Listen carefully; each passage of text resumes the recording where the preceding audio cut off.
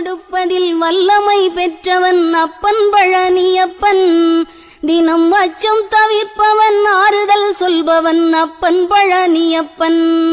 கள்ளங்கவடம் இல்லாதவர் தம்மிடம் காவலில் நின்றிருப்பான்.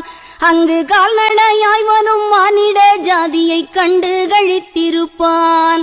துள்ளி வரும்படி வெளுக்கு மேலொரு ஜோதி பிளம்பும் உண்டோ, அந்த சுப்பையன் போல் ஒரு அற்புத தெய்வத்தை சொல்ல மொழியும் உண்டோ. வெள்ளி முகம்பனி ரெண்டையும் கண்டவின் வேறொரு சொர்க்கம் உண்டோ.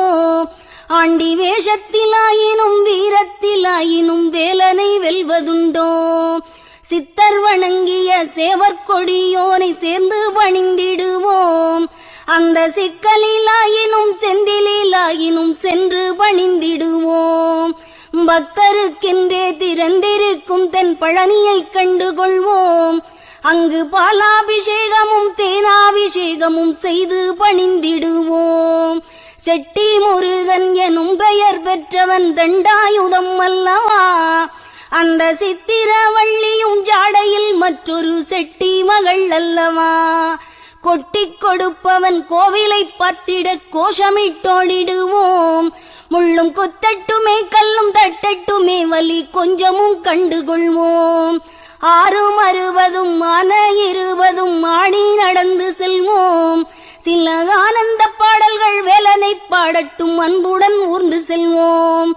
ஊறுகள் நேரட்டும் உமையவள் மைந்தனை உச்சத்தில் வைத்திருப்போம். கையில் உள்ளதை என்னவன் கோவிலுக்கே தந்து மிச்சத்தில் வாழ்ந்திருப்போம். வேலன் திருக்குமரன் செந்தில் வெட்டுவன் கந்தனுக்கு 2 கால்கள் நடக்கின்ற நடையினில் தானுயிர் கனிவு நிறைந்திருக்கு. காலம் வழிவிடும் கச்சிதமாய் சென்றவன் கால்களிலே விழுவோம். அவன் கால்களிலே விழ கால்கள் நடக்கட்டும் காவிரி போல் வளர்வோம்.